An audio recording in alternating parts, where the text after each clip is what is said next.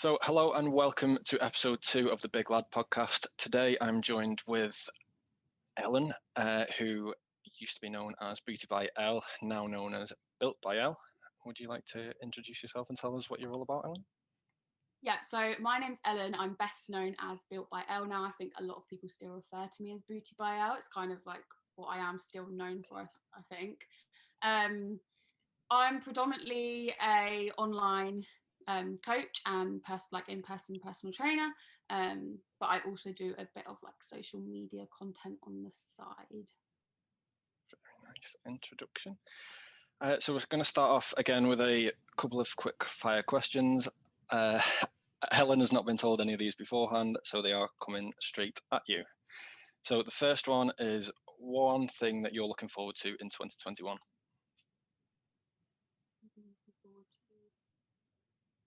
Business development, I think. Oh, that's a different one than usual. Usually it's people looking forward to getting back to normality and getting back in the pubs. Yeah, my life's not changed too much, I can't lie.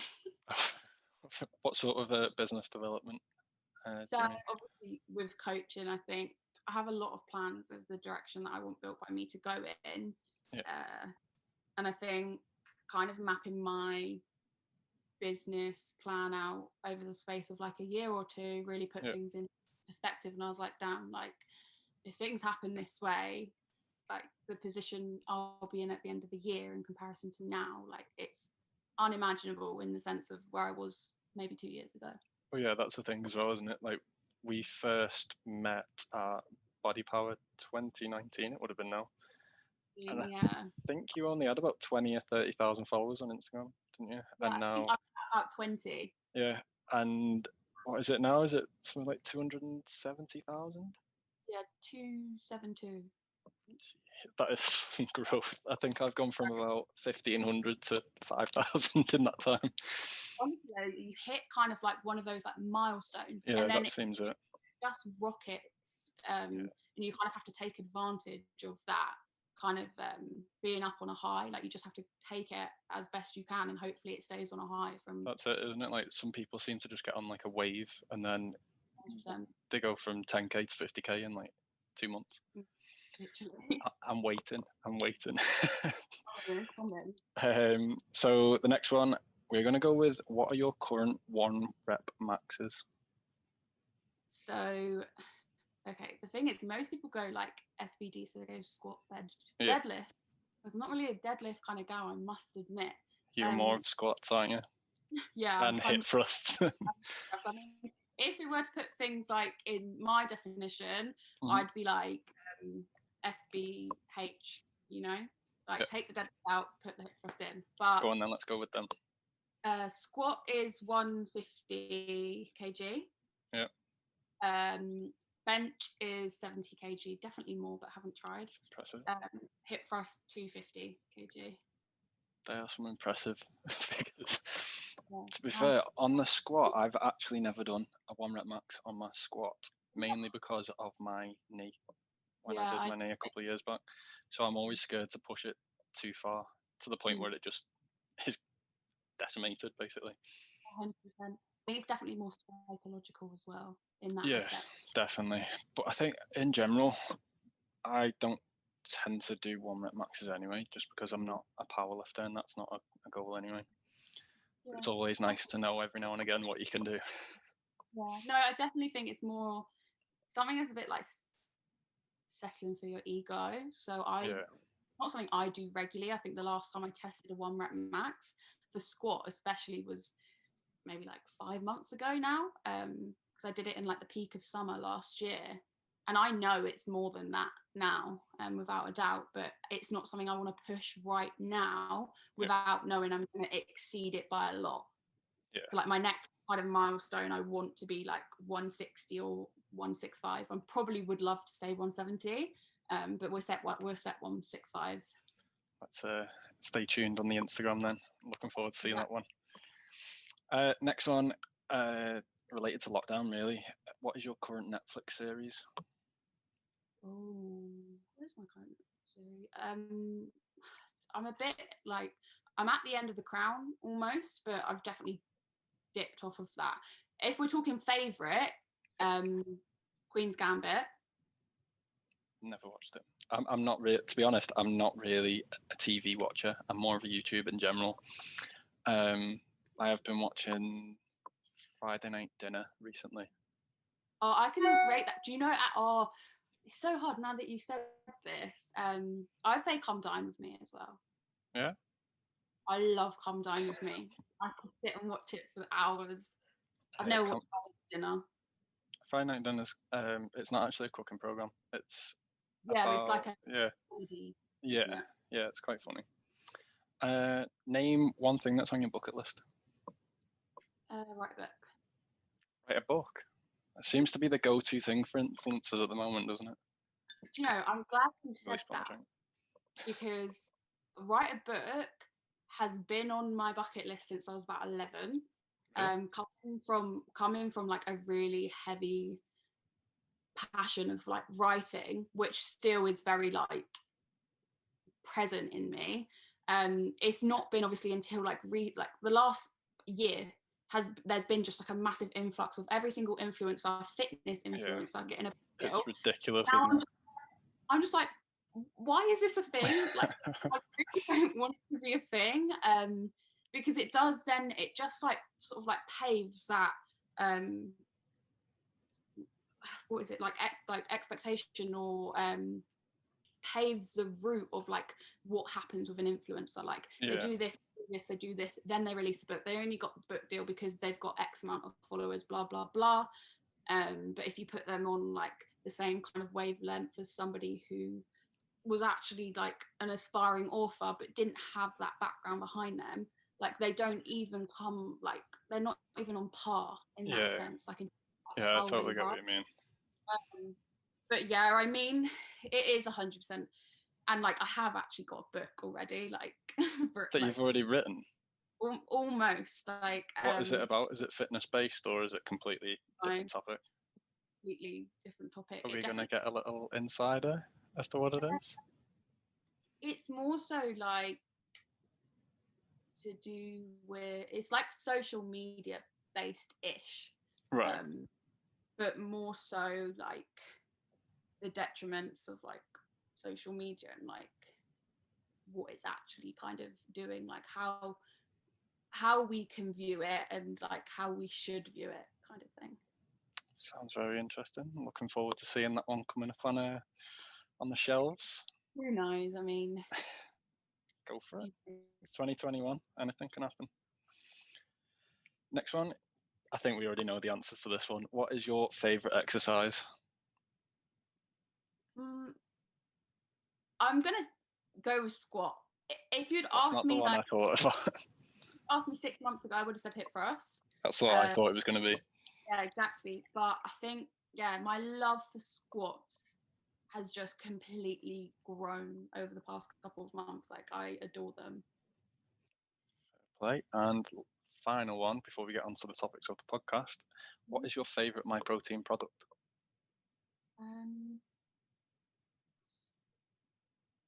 The baked cookies. I just had one as well.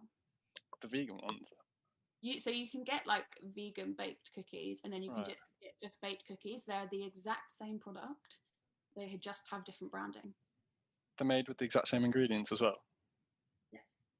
As far as I'm aware, like there may be one slight difference in them, but I was getting the baked cookies ages ago, and all of a sudden I saw like vegan baked cookies pop up, and I was like, what is that? And then you look, and they're, because even the baked cookies, they're like accidentally vegan. So they're literally more or less the same product. Wow, I did not know that. Yeah. I'm not a big fan of the cookies, I'm not going to lie. I just find them quite dry. Have you tried the baked ones? Or just the protein ones? I'm going to say just the protein ones. Protein ones, cannot lie. Like, yeah, the minging. Like they're like a brick in a wrapper. Yeah, I got sent some as well before Christmas, some like triple chocolate gooey ones or something. Okay. No, they're exactly the same. Just really the word I use. Well, they ask us to be honest, and that's what we're going to be. So if I don't like something, I'm going to say I don't like it. Exactly. And also, they're not paying for this podcast, so. We can say what we want. Exactly. Right. So the first topic of the podcast is all around starting an online business, which is, of course, what you've moved to do. And the first question I'm going to ask you about this is, what made you start an online business? I think like I have really struggled in the past with getting a job. So I've never got a job off of my own back ever. Right. I've gone for interviews, never got them. Every single job that I've got has been either because I've had family members work for the business, or like, yeah, my family's had like a big say in kind of like my like position then in like getting a job there. And it's I think not necessarily a bad thing. Oh no, it's not a bad thing at all. I think like just always kind of like held that over me of being like nobody's ever wanted to employ me, so I've never wanted to. As like the thing is, it's going to sound kind of like privileged, but like I've never then wanted to work for anyone because it feels like I've never like actually gone and got a job off of my own back kind of thing. I've always wanted to kind of be my own boss, and I think as soon as I was kind of out, because I was going to go to uni a couple of years back, took out a gap year and never ended up going, felt like a failure in doing that in itself. I was like, no, like I'm actually going to make something of not going to uni. And then obviously I did my PT course, got that in the bag, started doing like a bit of personal training, and I was just like, the money is in online. Like yeah, definitely. The money is in doing it online. Like there's only so far that like there's only so many hours in the day to actually be one-to-one with someone. Exactly. And like the area I'm based in, it's not a wealthy area. It's not London, like it's not Bath or anything like that. Like the prices that I'm charging like kind of have to be competitive with who is around me. And when you look at it in that respect, it's like the amount I'm getting an hour is sometimes just, is it worth doing? I love one-to-one training though. Like it holds a place in my heart, like doing like one-to-one PT sessions, so I would never not do them. It's not feasible in my opinion to live off of a PT salary in my area. Yeah, no, I totally understand, and that's why quite a lot of PTs these days either do both, or quite a lot of them are genuinely just moving to online like yourself. I think most people go straight in online now. Yeah. I think obviously that comes with its implications, but it's always good to get that one-to-one sort of experience, isn't it? Knowing how to deal with people on a personal level. Have you had any sort of struggles with setting up online, or has it gone plain sailing? No, not at all. So think back to January 6th of last year, 2020. I launched my first online business, being built by me. I'm still obviously under built by me, but I started off with, basically I paid so much money for an automated system. So I think we've had a conversation about this actually. Yeah, like I can't name names. No. I don't worry about that. I started that. I paid a lot for this like automated system, which is what more or less all fitness apps are on, whether they're that system or like a regurgitated version of it.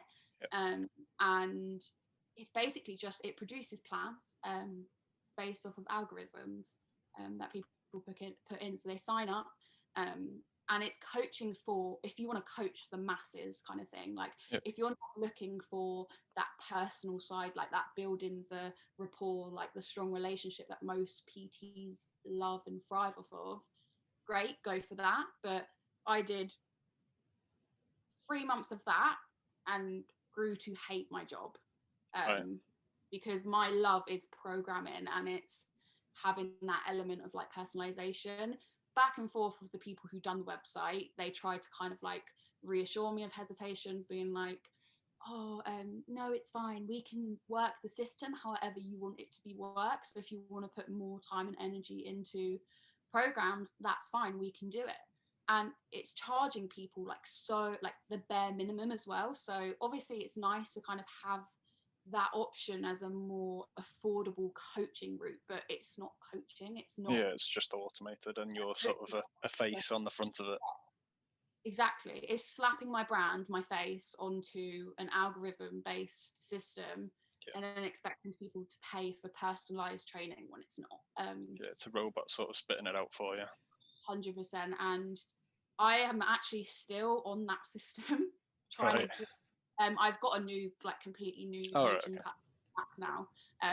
But I'm still attached to that system because of, like, contracts. I've still got, like, I think 2 people left on there who are seeing out a 3-month subscription, but I've kind of been in that trap for like over a year now. So yeah, it's been like 13 months now nearly. But that is 100% my biggest complication. Like, I needed to do more research. I just went with what was the easy option and what I saw a lot of my used to be idols using. So which like, if my idols are using that, like, I want a bit of that. I want to try and go that route as well. And it just made me end up resenting my job because I wasn't actually doing what I love, which was teaching and coaching and educating. I was basically an admin assistant replying to emails and messages, which is not what you sort of sign up for to begin with, is it? But I'm on a completely new platform now. I've been doing this platform since end of September.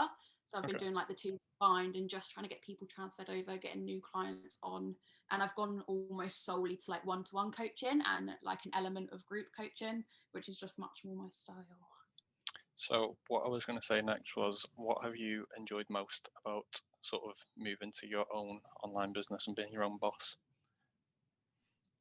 I do think the flexibility of being able to work whenever, wherever, but with that comes the risk of, if I don't do the work, I don't have my income. And I think it does it's an incentive because it definitely forces me to want to be more productive and forces me to actually want to work and put like my all into it, because if not, I don't get the income and I potentially damage my reputation in the meantime, because people obviously sign up. If they don't then get what they thought they were paying for, it's like, don't go to her, she's not very good.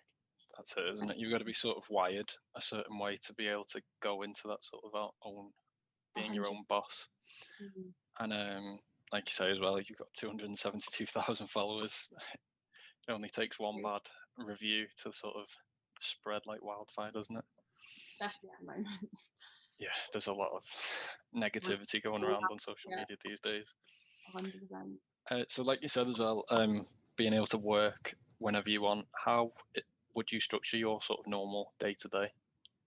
So at the moment, I really tried my best to be one of those 5 a.m. morning people. And I used to be, like, when I was a retail manager, I'd have to get up at like 5 in the morning, go like drive like half an hour to get to work kind of thing. And that was fine, like, because I had to be there, I was there. But the fact now, I think in the back of my mind, where I can start work at any time, it has in a sense made me somewhat physically lazier, because I tend to stay in bed now until about 8, which again may be early for some people. But I get up about 8ish, obviously, like, get somewhat ready, have my coffee, have my breakfast, start work, and then 11 till 2 p.m. is my time to train, get lunch, shower, like get actually properly dressed for the remainder of the day, do all of like my own kind of personal care, stress release kind of stuff. And then from 2 till maybe 8 or 9, depending on what day it is, I then work doing like check-ins, programming, content, all that jazz. I get what you're saying about you used to be able to get up early because you had to be at work for a certain time. Like, I've even seen it during this lockdown. So I work in Manchester, which is like 30-mile drive from where I live.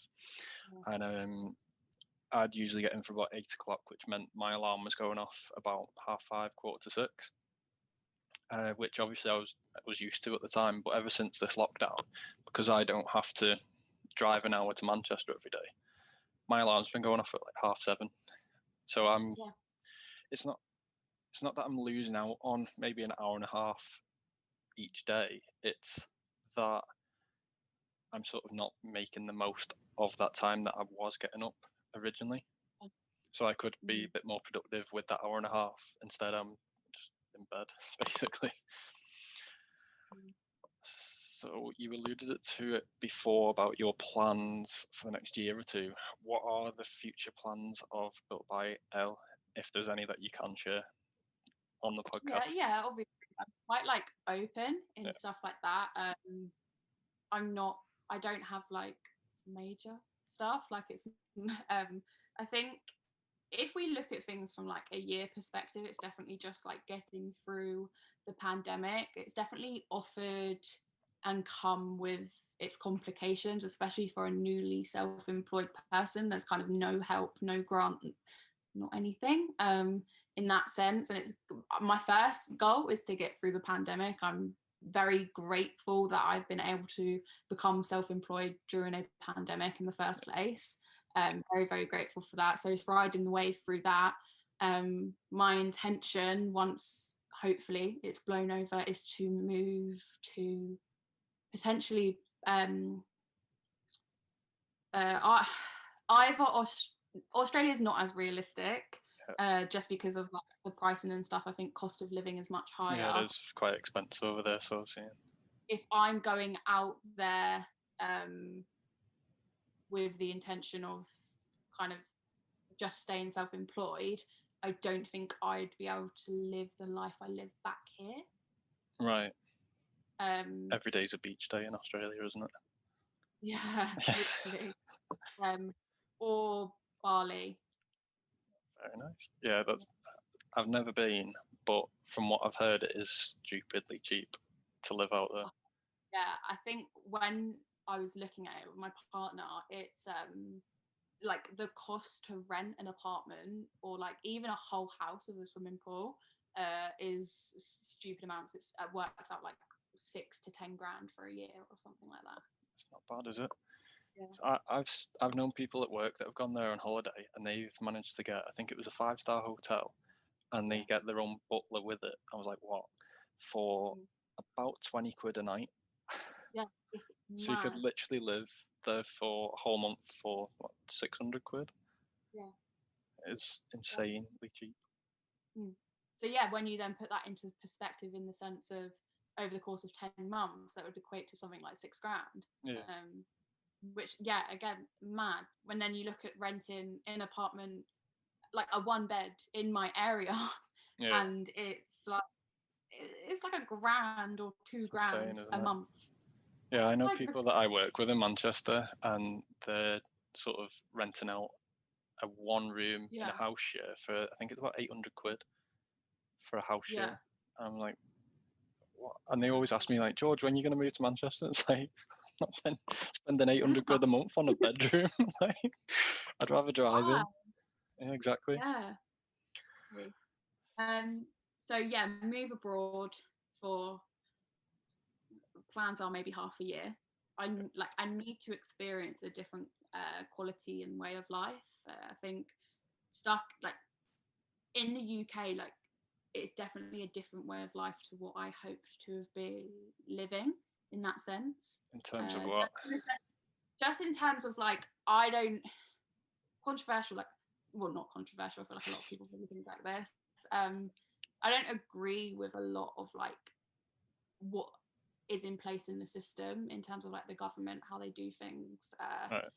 I just don't agree with like a lot of the stuff in the system. And I think if I have the opportunity to move away for a while, I'm going to take that. And maybe I'll realise that, do you know what? I had it better in the UK. I had it okay in the UK. I'll come back. Yeah. But it's definitely something I need to explore, and travelling is definitely has been on the cards and in my thoughts for so long. But then when we look at things from like a 5-plan view with my goals, I want to open a gym at one point. Yeah, I've always thought about this, but then it's so hard to compete with the commercial gyms these days, isn't it? With 100%. Them being so cheap. Yeah, 100%. I think the kind of plans that me and Hugh's my partner, Mm-hmm. has spoken about in terms of like opening a gym, like the way and intention of how we'd want to do things. We do it so different and offer such a different experience as a whole in comparison to a commercial gym that you couldn't even put them on the same level in terms of like it just isn't the same. So it wouldn't even be maybe associated as a gym. So what would it be associated as? Kind of like we're either looking at like a well-being or wellness center. Right. So like a sort of David Lloyd's all-in-one sort of gym, pool, tennis, kids clubs, restaurant. No. Not really that vibe. More so, it offers kind of therapy, but all types of therapy. Okay.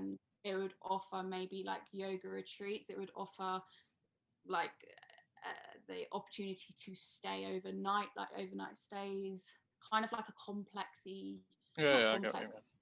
Plays it. Or we'd be looking kind of at an athlete center, so something that was quite niche in the sense like it doesn't cater to everyone, and it's kind of more so not made for everyone, as ever harsh that may sound, but also offers like the element of like recovery within the athlete center. It offers like everything an athlete, regardless of what route you're going down, it would cater to you.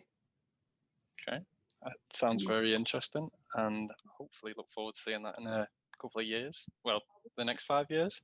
Yeah, that's the big one. Let's see. So we're going to move on to the second topic of the podcast, which is strength training as a woman, because it has become a lot more popular, hasn't it, over the last couple of years. Especially, I think, sort of fitness Instagram has really helped the push as well. Everyone seems to be having an Instagram account these days just to track the progress more than anything. Yeah. And obviously, with the growth that you've had over the last 2 years, I think you've been obviously a bit of an inspiration to quite a few girls to get out there and lift, especially seeing some of the weights that you've been pushing over the years. So we're going to start off with how long have you actually been weightlifting, and what made you start? So the thing is, like, everyone kind of has the same story of like, I've been going to the gym however many years, but I actually have been going properly, blah blah blah. Yeah. And I'm the same in that sense. So I've been going to the gym probably about 5 years, but properly weightlifting for maybe about 4-ish. Depends. Like, I feel like the further you get into your fitness journey, the more you critique your previous self, because like obviously I say 4 years, but then if I look back at myself in year 1 of that 4 years, I'm like, what the hell were you doing? So what was it that you used to do? Was it straight up cardio? So I actually bought, you know, Tammy Hembro. You don't? I don't. Crazy. She was like the kind of face of fitness maybe like 5 years ago. I think she's still heavily ish the face of fitness for some girls, but she's definitely gone down more of like a lifestyle approach. Whereas if you scroll down her Instagram and look like 4 years ago, it's all fitness. And I bought one of her guides from Depop because someone was selling it for 50p, and it was actually just like a PDF download. I was like, I'm not paying £50 for a PDF document that's probably going to tell me stuff I already know. So I bought it off of Depop for like 50p, and I'd literally go into the gym, because the gym had like a separate room, like a little tiny box room, and pray no one was in there, so I could just take up the whole room, because it had like loads of preloaded barbells. Like, I think the weight ranges was something like 10 kg to 45 kg on like these preloaded barbells. I'd go there and just complete like my 60-minute work, like weightlifting session in there, come out and maybe do like 10 minutes of sprints on the treadmill, and that was like my life for about a year. So you did start off actually lifting weights to begin with. So you find quite a lot of girl stories as, I used to be on cardio for an hour and then I started lifting weights, but you actually started lifting weights straight away. Yeah, so I definitely went into more like unintentional calisthenics at one point, because I was doing like a lot of bodyweight stuff, just like getting the feel for a lot of movements. I would say to start. Pardon? It was always a good place to start doing bodyweight.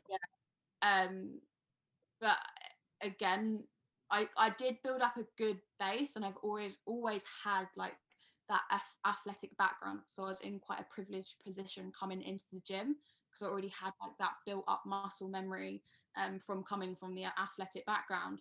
And then within like year 2, that's when the ego lifting started. So what, you said you had the athletic background. What did you used to do during athletics? What was your go-to? I mean, in terms of like athletic background, it's kind of every sport. I did do athletics as well, but from like 4, like when I was 4, I did ballet, tap, modern, kind of all of those type of things. Went into swimming, then went into like netball, basketball, football, rugby, sprinting. I did 200 meters, badminton, bit of tennis. Wasn't very good. That was kind of the only sport I was like, no, bye, I'm not doing that. Yeah, I kind of did that I then competed in gymnastics for a while. From I think I was like 10 to 14, I competed in gymnastics. Right. So a lot of sports then. A lot. Like my whole childhood was sports. Yeah, no, I can understand that because I was the exact same. I've done plenty of sports. Yeah, since I was about, I think 6, I played football. I've always played football basically until I was, how old was I? I was about 16 when I had to start taking rowing more seriously. I've done, what else did I do? I used to do taekwondo, cricket, swimming. What else? Athletics. I've also done a bit of athletics. Can't remember what else. And then I've been playing football ever since I stopped rowing, basically at the end of college. Okay. So yeah, when did you stop rowing? College? Yeah, basically because I started working, so I didn't have the time to train 9 times a week. Starting work. Crazy. 9 times a week. Yeah, so it'd be every day, and then twice on a weekend each day. So yeah, a lot of time was taken up rowing. Missed a lot of 18ths and things like that. Did you enjoy it though? Yeah, it was worth it at the time. Worth it. Yeah, that's all that matters. So you've been lifting for 5 years total, was it? 4 years. I'd say like a year was kind of sort of finding your way. A year of talking about doing ab exercises. So how old were you when you started that then? 17. 17. So not a late start, so to speak, but also not quite. Compare it to like the age in which girls are starting at now.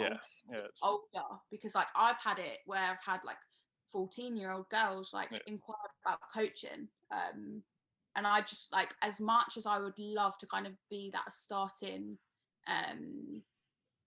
position for them to like equip them to going into lifting, it's not my area of expertise. Like I don't feel confident in being like the starting point for a 14-year-old girl, particularly when it's just like you're still growing at that age, aren't you, as well?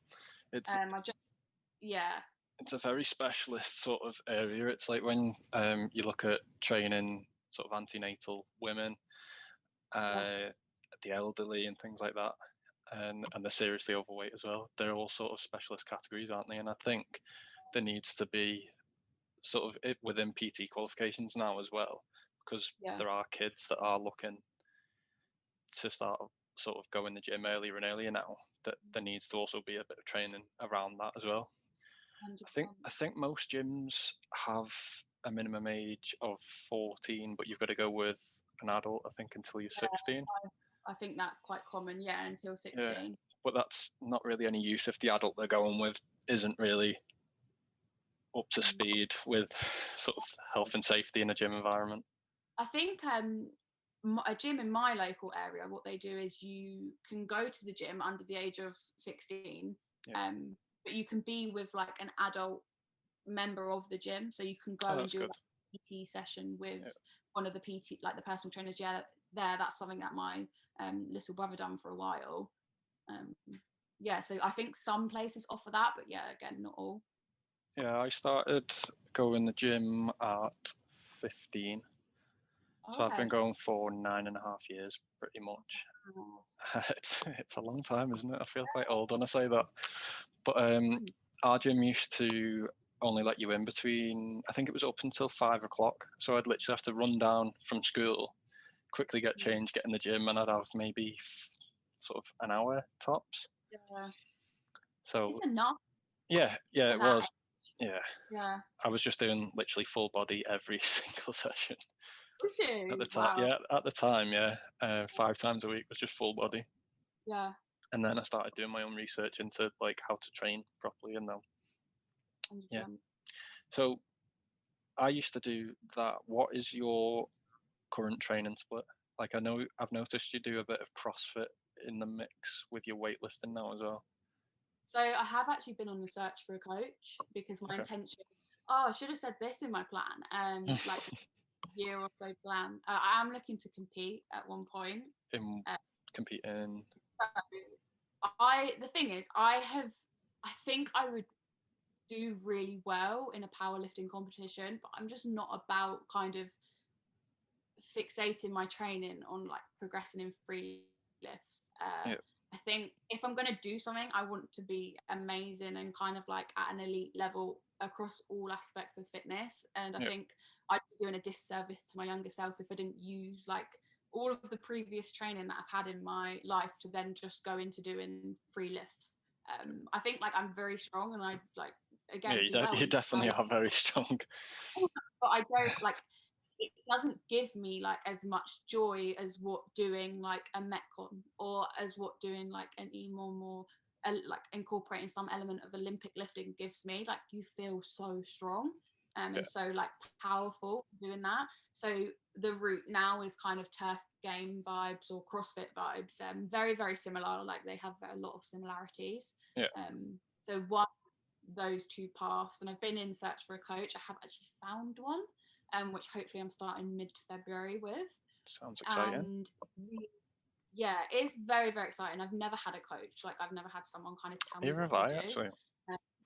Yeah. I've always done it off my own back and off my own research, but I guess it's good to sort of get someone else's perspective.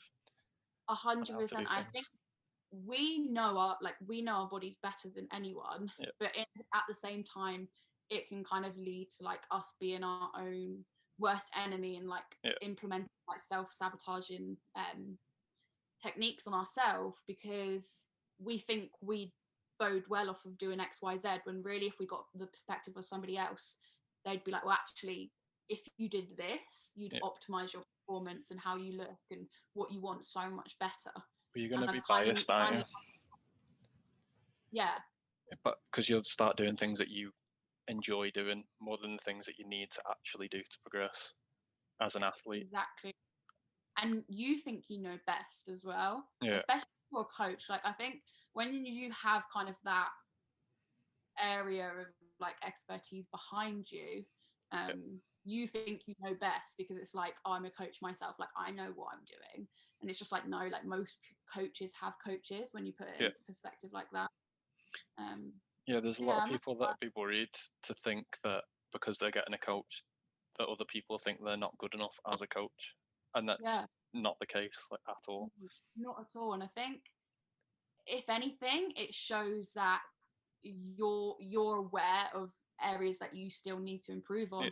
You're aware that in terms of doing your own program, and you're probably not the best person to do so because you do always just fall to doing what you love and what you enjoy as opposed to doing what you'd boast well off of doing. But in terms of like my split, I always do 3 leg days a week. I've done that for 4 years. Like, do you think my legs got this size? Just the thought of constant DOMs is sickening. I honestly don't know what DOMs feels like. I can't like. Yeah, no, because you'll be at that point where you're physically used to doing that level of intensity throughout the week. Exactly, and I think when speaking to a couple of coaches and doing like interviews and stuff, they was just kind of like, do you know, if we actually took down the volume of what you've done, like of what you do, you'd like your body would like thrive so much more, but you would also experience kind of like being a newbie again, because you'd up the intensity in terms of like weight and load moved, but you'd lower like volume and how long and you'll actually move the load for. So it was nice to get that perspective. But then in terms of other days, I'll do like one upper day, maybe two, it depends, and then 2 to 3 crossfitty metcon type circuits. Very nice. A lot of like endurance based stuff. Endurance combined with weightlifting. Yeah, for me, the thing that I've always struggled with is actually fitting a leg day in, because football training's either Tuesday or Wednesday, and then we have a game on a Saturday. Yeah. So for me, I'm obviously usually quite sort of achy on a Sunday after playing a game, which is the day I used to do legs. Yeah. And so what I did was I scrapped that and had a rest day on a Sunday, because I'd always feel like I had to force myself, because I'd usually go out on a Saturday night as well. So forcing myself on a Sunday to then go and do legs is not the best. So I started doing them on a Monday, but then I'd be achy on a Wednesday for football training. And I enjoy doing legs, but it's just fitting it actually in the week. I think, like, from you saying that, you need to go through that period of time of actually just getting it done. And like, well, that's what I was doing, and then obviously we've ended up in another lockdown. So but yeah, like 100%. A lot of people have that view as well, because when I've spoken, like whenever I take on new clients who are new to the fitness scene in general, after doing like a leg day, they'll be like, I'm so sore. Like, how am I meant to do legs like in 2 or 3 days time? And I'm just like, you do it. Yeah, you just like, gotta do it. You have to at one point push through the motion, but it's differentiating between, have I like exhausted myself so much to the point where I'm overtrained and overworked, and doing another session is not going to like better me, or am I actually able to do it and just push through a bit of like the achiness that I'm still suffering from? Well, it was like when I first started rowing, I only started with 3 sessions a week or 4 sessions a week, and then obviously ended up at 9. And I think there was only 1 session that I ever missed through overtraining. And yeah, that was more to do with me not sleeping enough because of college work and things like that. But yeah, your body definitely adapts to it. You've just got to push through that barrier to begin with. 100%. We're going to take a slightly different sort of stance on this whole training as a woman, just because obviously now there is that positive movement for women to start lifting. And it seems, I don't know if you think it too, but do you think the whole lifting as a woman makes you look manly is sort of going away now that there's more women out there openly lifting on Instagram, or is it still there? I think it's still very present, and it just kind of depends who you consume yourself into. So like the people, like obviously the saying like you're like your vibe attracts your tribe, and like who you like put your energy into can determine like how you feel, how you like what your perspective is on things. And I think if you put yourself in a position where you follow loads of females and you follow like a lot of females who lift heavy and like they have like these capped shoulders and they look, in my opinion, incredible. Some people would view it as too much. Then like you're gonna think that's the norm, and you're like, oh, like that's fine. Like I don't think they look manly, but I think the kind of way in which people view manly is so different, because you only have to look at some of the comments that women receive to know that it's still very present. I think a lot, like even on my posts, whenever I post a side-by-side picture of how I've looked previously, I'm met with so many comments of, you look better before, like you're not feminine now. And I'm just like, what even is feminine? Because if you put me up against like somebody who was even more muscular than me, you'd be like, what? Like, and I just think it's so hard, because regardless, it shouldn't matter anyway. And I think the fact that we even say like lifting makes you look manly, like it's just, the statement in itself is so wrong, because it just associates like lifting weights with being a man's thing. Yeah. And like you only have to, I think it just depends as well, like who your inspirations are. So like my inspirations have definitely changed over the years, and I think now that I look more so to people like Tia Toomey, like world's fittest woman, how she looks, like if I said that to my sister, she'd be like, oh no, like I don't want my arms to be that big, I don't want shoulders that big. And I'm just like, but can you not appreciate the hard work that has gone into that? Yeah, I totally get what you mean, and I think quite a lot of it is down to, like you say, like down to perception. Yeah. And obviously, from a physiological point of view, to begin with, women aren't, I'm trying to word it right. Women aren't aren't built to have the same muscle as a man to begin with, just down to testosterone levels in general. Yeah, we don't have the same genetic potential as a man.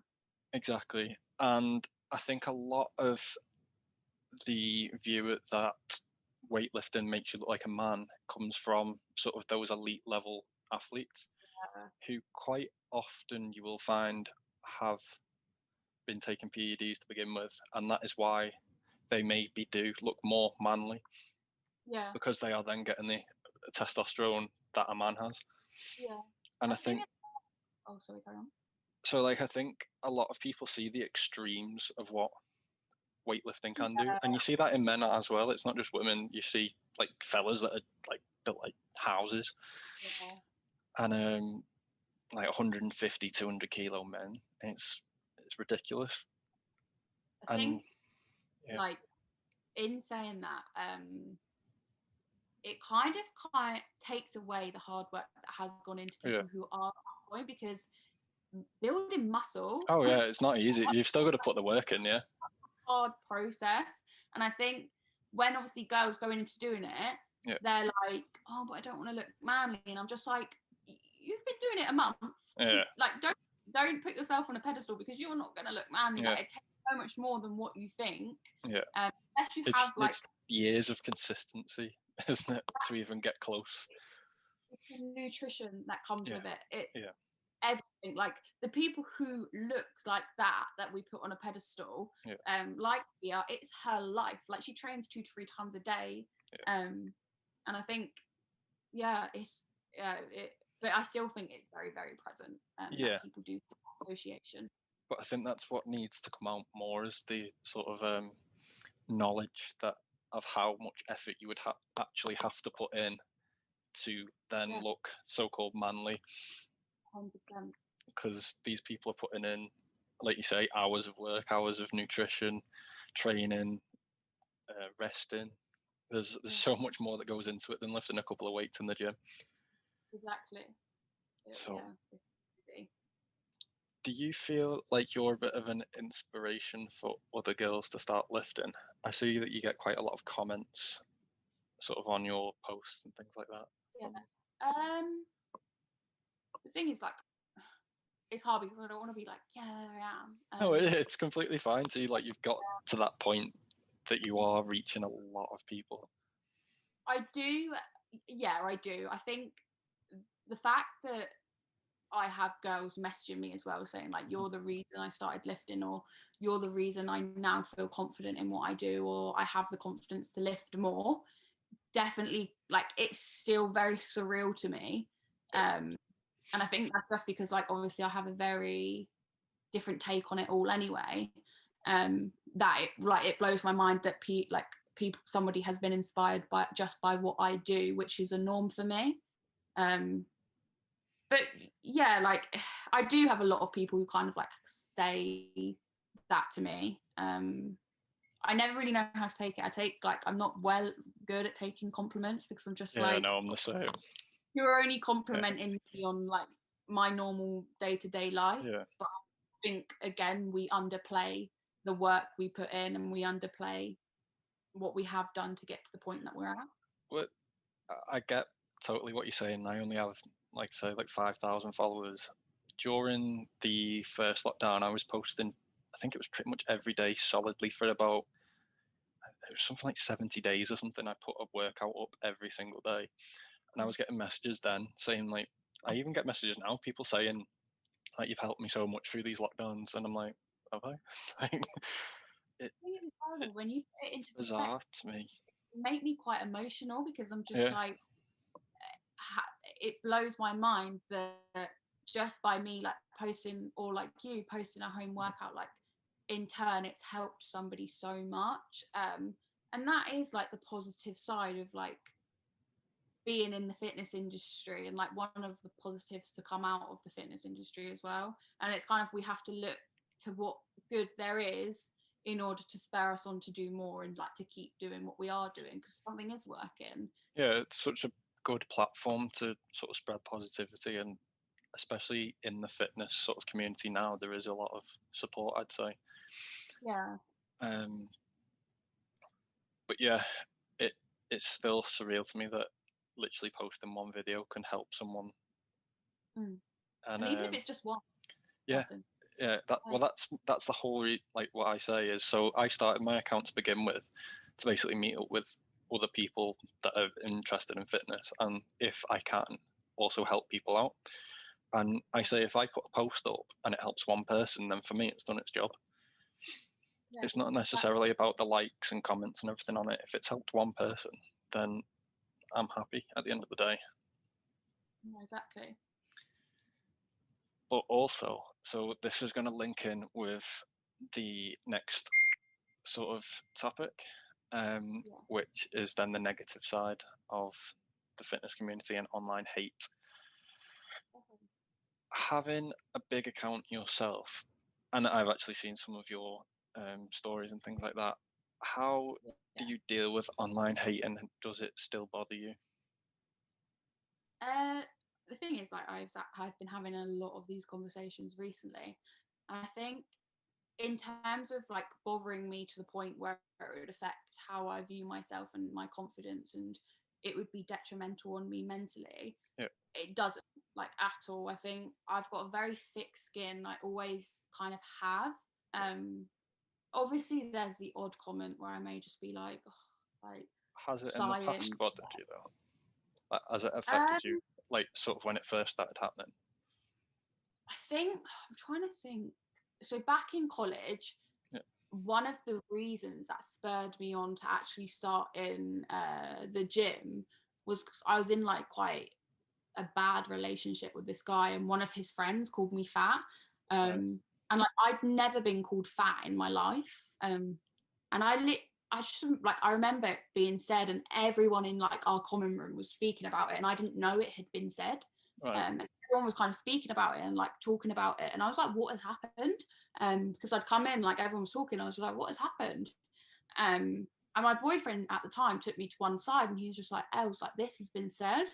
And I burst into tears and run out, and like, I don't even know why, because the boy was so, like, I didn't really have any association with him, and it was just something that was said in an argument, like a heated argument between the two of them. It really, really got to me. I feel like I used that as like my fuel to want to prove him wrong almost, and I feel like in a sense I still do that, not from that comment, but from comments I still receive now. Like, I use them as fuel to like do better or do the things that people say I'm doing. So like, say if somebody said to me now, oh, you shouldn't lift that heavy, like, you're a woman, or like, you shouldn't do this because blah blah blah, I'd just be like, lift heavier.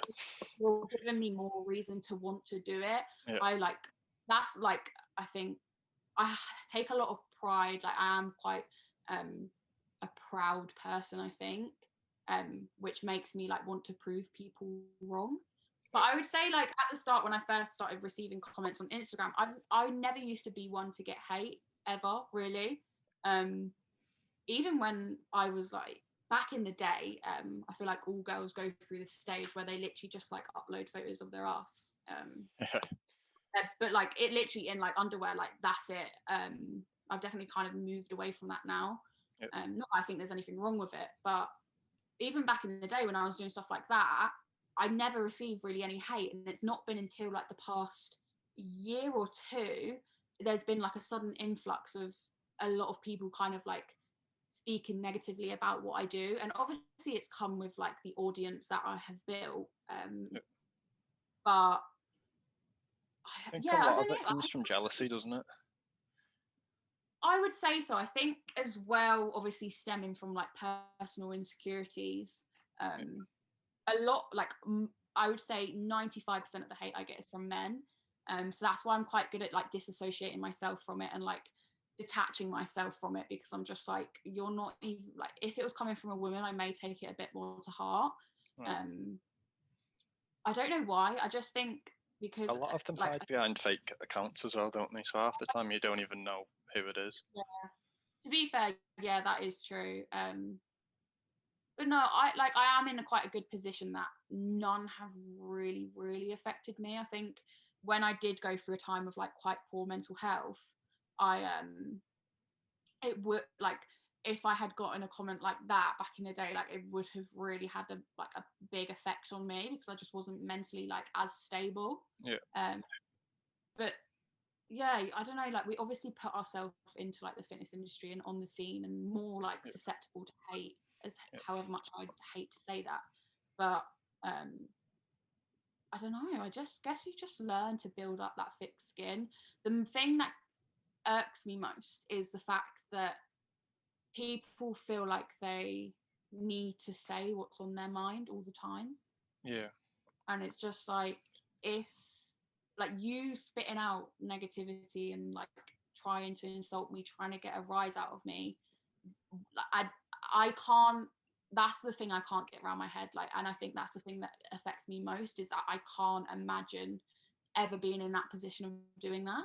Yeah, the thing that baffles me is, if you don't like someone, you're following them, then you go through the effort to click on their post to then comment something.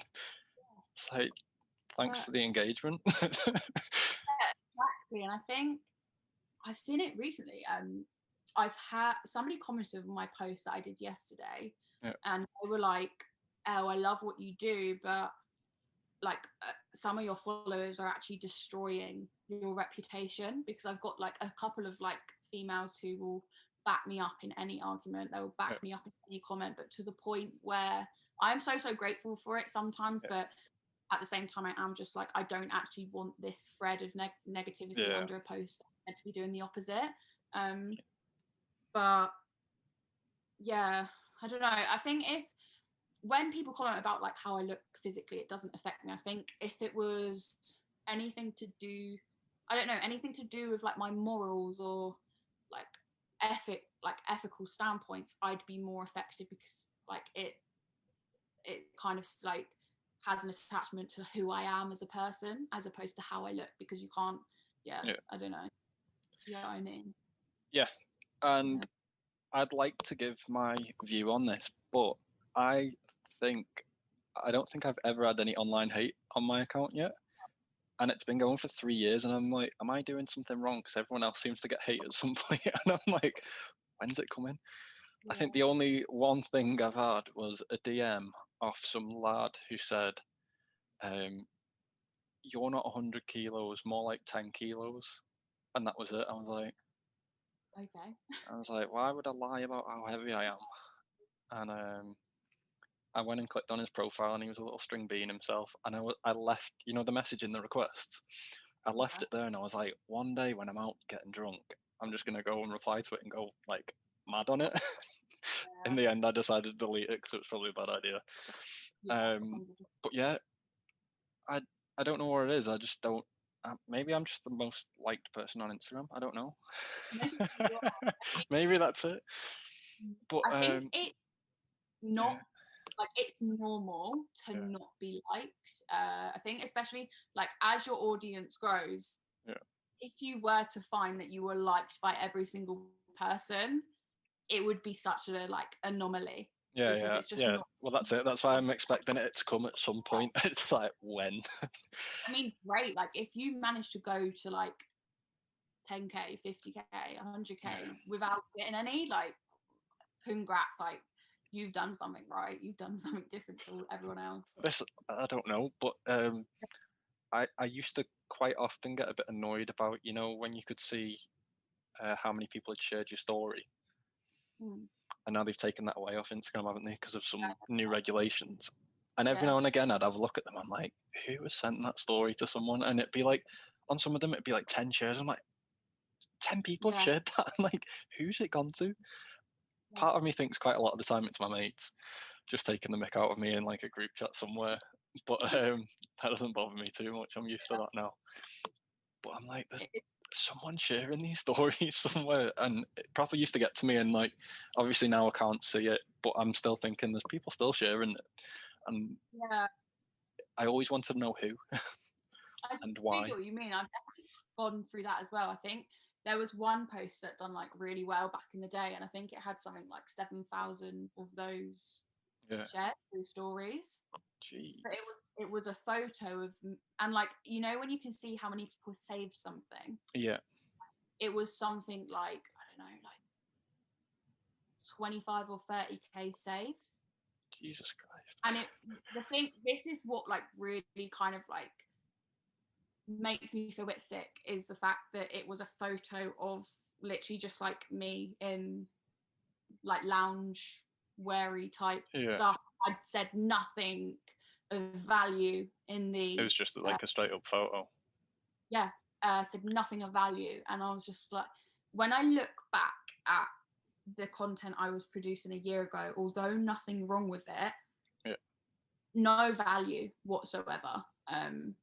And it received much more engagement. It was much more appealing to my audience, clearly. But equally at the same time, like, I didn't enjoy it as much as the content I produce now, which receives much less engagement. But in terms of how I feel, I enjoy it a lot more. And it receives a lot less shares, a lot less sends. But I think that's the thing though, isn't it? It's if you put like a photo, like an aesthetic photo up, and you don't really put much of a caption, it's quite easy for someone to scroll past, double tap it and drop a like. Whereas if you actually put something up that you've took time to write out, and it's like big paragraph of information, or it's a video, a lot of people are just going to probably scroll past it because they can't be bothered taking the time out to read it, which annoys me quite a lot. Because I could literally, I don't get anywhere near as much engagement as you, but I could put a post up and it could literally be a photo of, like, I put one up the other day actually when I was in Liverpool with the Liver Wings, and that's done better than most of my posts over the last couple of weeks. I'm just like, crazy, isn't it? It's literally just a photo. It provides no value whatsoever to you. And I get asked quite often, how did you get sponsored by My Protein and all this, that and the other? I'm like, have you got any tips? And I'm like, I get this email, like this message quite often, and it does do my head in quite often. Because people are just starting out accounts, basically trying to get sponsored. And the first thing I say is, stop posting topless selfies and provide people with some value. Because that is going to get you more. That'll get you more places than you with your top off. Do you know? And I think that has been my biggest realization in the past year or two, because I'm just like, what am I actually doing? Like, what is my purpose and stance of being this supposed fitness influencer? What am I influencing? What is my purpose? I don't want to be known as just another female within the fitness industry. Like, I want to be known as like, and looked up to as like a professional coach, or looked to as like an inspiration, like not just another female posting photos. But I get asked question a lot as well, like, how did you get sponsored by My Protein? And I'm just like, if you only knew, I reached out to them at like 10k, got accepted, like, but just as affiliate, which is what there's I started off as affiliate. Thousands of affiliates. Like, you can join an affiliate program now, can't you? Or something you just sign up through the website, I think. And then if you get accepted, I think it's like an automated thing. You get your own commission link, don't you? Crazy. And then you kind of go into doing commission. Is it commission? Like, you get commission? You get commission off the link. Is that affiliate? Yeah. Oh, okay. I don't know. stages are now. I think they're slightly different to what they were back in the day. But like it's kind of like everyone strives for the same route now. Everyone strives for like that brand sponsorship. Then they want like, instead of doing what you actually enjoy to begin with. 100%. Like it's like we all kind of need to follow the same already pre-written path of being an influencer. Whereas if you actually done what you know, you kind of stayed in your lane, or you educated yourself more to move into another, you'd be able to like produce the content maybe that you want to produce, and the content that's going to get you maybe brand deals and sponsorships and stuff like that. But I think with Instagram at the moment, everybody comes in with say 500 followers, or they get to 1,000, they're just like, where are the brand deals? I need to start being paid. Like, where's my payment? I'm not doing content for free. And I'm just like, if I had that view, I have not started earning money from social media. I didn't start earning money from social media until less than a year ago. I've never charged for a post. Like, if like a company sent me stuff out, I get told quite a lot by people, you should be sending your rates. And I'm like, one, I wouldn't know where to start with rates, so I don't have any. And two, it's like, I've not got that much power to be turning around and going, you need to pay me for this, when I've only got 5,000 followers. Yeah, I think as well, like, I only started charging since I got management. And that was a couple of months ago now. And I think when she came to, like, when I spoke to my manager, she was like, you should have been charging this amount. And I was like, it's a silly amount that you can charge, isn't it, once you get to a certain I read a forum the other day, and they were literally saying in it, like, if you've got 50k on Instagram now, like, you could charge anywhere from like 1k to like 2.5k a post. And I was like, what? You're sat there with 270,000 thinking, what? I'm just like, I think there definitely needs to be that element of not doing stuff for free, but you need to earn the right. Exactly. I just think so many people come into the space now expecting like big things to happen, and it's just like, no, like anything, like going to the gym, you need to put in that element of grind first, because like, quite frankly, why should you come into a space and like earn optimal amount? Like the influencer space is so oversaturated now. Massively. That in order to separate yourself from the masses, you need to be providing something somewhat different. Like, you need to find like your niche or whatever. It's hard to find a niche in a field that everyone is just a regurgitated version of another person. Yeah, definitely. Like you see so many samey accounts. Like, I get followed by them quite often, and it's like, it'll be either a lad and it'll be 75% topless photos and I don't know, whatever else in between. And then you'll be a girl and it'll be, I don't know, 75% booty pics and maybe some food. And it's like, everyone's doing the same thing. You've got to sort of stand out if you want to get anywhere, because otherwise we're going to have thousands and thousands of the same people all sponsored by the same companies.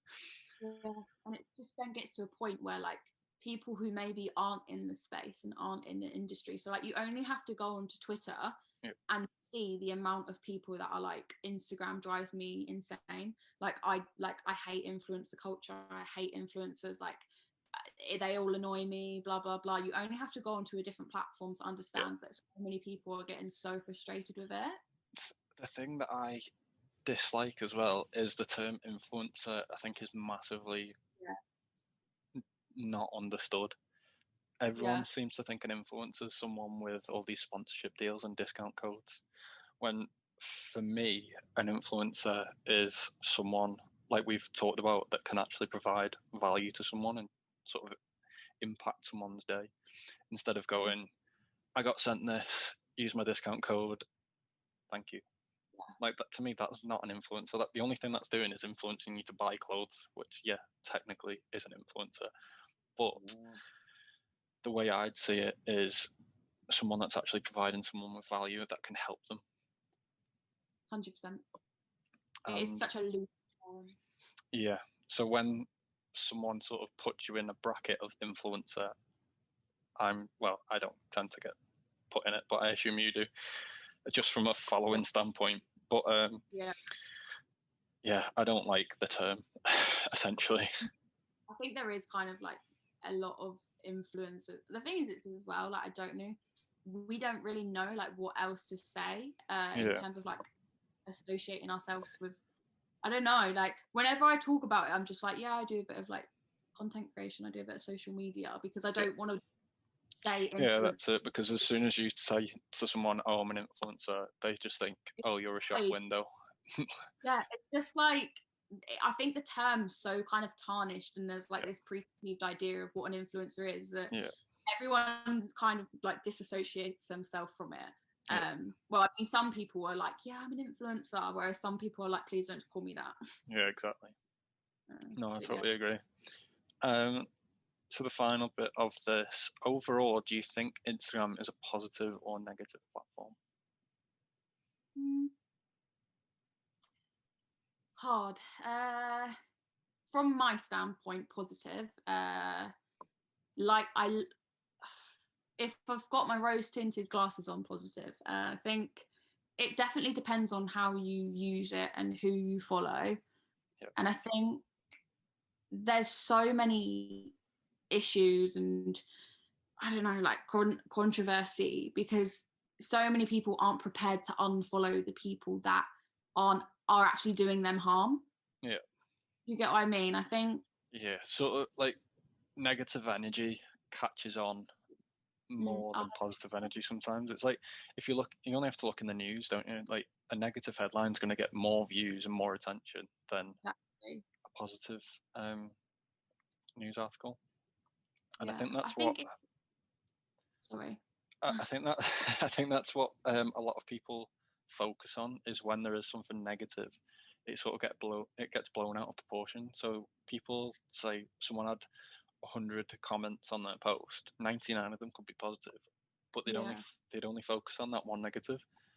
Yes. Which is, I think that's something that we need to move away from more than anything, is stop focusing on that one negative when you've got 99 positives. I do agree with that. I think when you come from like quite a self-sabotaging mindset, and I think the further you kind of get into like the fitness industry and like being involved within like influencer culture and content creation, you become very self-critical of what you do, and it's so hard to kind of like disassociate yourself with maybe some of the negatives that are being said, because I think where you're so like, I'm speaking from like probably personal standpoint as well, where I'm so used to like the same comments of like, you look amazing, like you go girl, like woo, like you do you boo, blah blah blah, and I love it. But like when you kind of like have that slight, like, what's the word, that slight difference in the sense that somebody's then come at you and said maybe, oh, like, look at you, like you look like a man, you put so much fixation onto that, and it's without even realizing, like unintentionally you put so much fixation onto the bad, and so much energy onto the bad, and it's definitely, I think, a common trait within a lot of people online, but it's definitely something I need to work on, I think, as well. Like, I'll put and use like negative comments sometimes as like fuel for a post, and then some people point it out, like you have, they'll be like, why are you pointing out the one negative? Well, no, to be fair, I have no issue with people doing posts because of a negative comment. If anything, you're using that to your advantage by getting more content. Yeah, no, I do agree. And sometimes people do need to sort of be outed, I think. Yeah. But as long as you're not letting it bother you, then I don't think there's too much of an issue with it, if you know what I mean. I agree. I would say the same.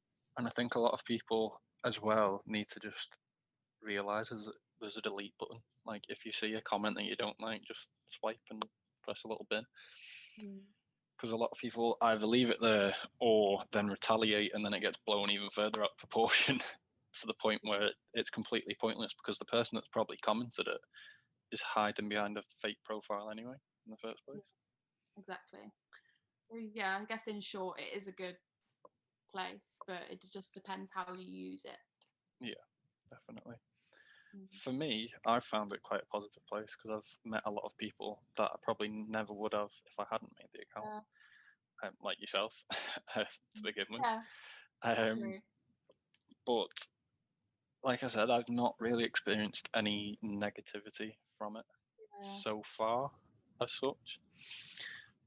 I count myself quite lucky. And I do think, in general, it is a positive place anyway, in the fitness community especially. I see a lot of people supporting each other now, especially new accounts and things like that. There's a lot of people bigging each other up. And I think there's a sort of micro community of women lifters as well that I keep seeing to see. A lot of people hyping each other up. Agree with that. I think I've never felt like I've been a part of the community, if I'm being completely honest. That's probably why I maybe have like a slightly different perception. I've never really the only people I've really met are you and Taylor in person anyway. I went to my protein event, met like really lovely girls. I've met, do you know Double Dench from my protein? Met him, like absolutely, like we're still in contact sometimes, and he's quite local to me. But other than that, like I've never really felt like I've fitted in within the community, so I kind of just like steered out of kind of like that social side of it. I can definitely see like within micro influencers, like there's kind of that, there's a much more like tight-knit community. I love it. Like I was saying before, one of the reasons I actually did start this was to sort of meet people that were more interested in the gym. Like my mates are into going to the gym, but they're not social media people like we are sort of posting about it all the time. And I just wanted to get into the sort of community, and then obviously go into Body Power. I met up with quite a few people that weekend actually that I'd met through Instagram, and I planned on doing the same last year, but obviously that got stopped. And I have big plans as well to, like I was basically planning to go and meet people to do vlogs and stuff like that, which has ended up being turned into this podcast. So you've took the plunge and you've finally done it. Yeah, basically.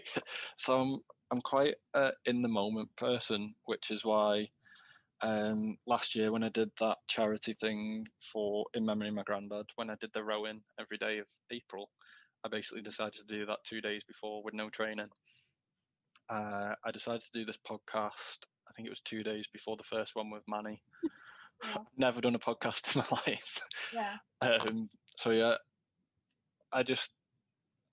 I planned on again meeting up with people this year, and obviously the show was carried on with the lockdowns and things like that. So I thought, I've been thinking for a while about setting up a podcast, and I just didn't know how to do it, whether it'd be good enough to actually host one. I don't know if I am yet. I haven't had enough feedback. So hopefully. But for me, I like learning sort of on the job instead of coming with a ready-made sort of solution. So with my Instagram, if you would literally scroll, I don't think I've ever really deleted a single post. So there's about 750 posts there now. So if you scrolled all the way to the bottom, you would see how bad the quality of my stuff was. And for me, I like seeing the growth of that through to being better. And there's too many people, I think, out there now that want everything to be perfect from the get-go. And they come in from perfection. They come in with like, standards so high already. And I think as well, like even in terms of business, they want like the success of a 10-year business, but don't want to be doing it. It's not going to happen. Like everybody wants instant like gain and instant success without actually putting in like work or. Well, it's the exact same with weightlifting as well. You're not going to come in and be able to be the strongest person in the gym, are you? Exactly. You've got to put the work in, and that is the plan with this podcast, and hopefully it progresses through the episodes. I reckon it will. We'll proper plug this, get a bit of traction going. Love it. We are going to go on to the final section of the podcast, which is your interesting fact. Okay. I have written it down. Don't hate prepared. Me. No, that's fine. So, it's a bit of a more like nerdy one, but there are more iterations of a game of chess than there are atoms in the known universe. Now, when you look at atoms, they don't know the exact, like it's an estimated number, but it's anywhere from 10 to the power of 78 to 10 to the power of 82. Now, if you go home and do... That's a lot of atoms. If you go and do your homework with that, when you put it into perspective, like 10 to the power of 100 is like 10 followed by 100 zeros. Yeah. So the fact that you can do that many iterations of chess, I was like, I love chess. That's why I chose it. Yeah. That's a very good fact. Do your homework. Find out what 10 to the power of 70 is. That is a lot. Who knew? Well, we do now. Yeah, exactly. And I think that is the podcast wrapped up. So if you've made it to this point of the podcast, thank you for watching. And if you're not already, make sure you drop a like and subscribe below. And we will see you in the next one in episode 3. See you later.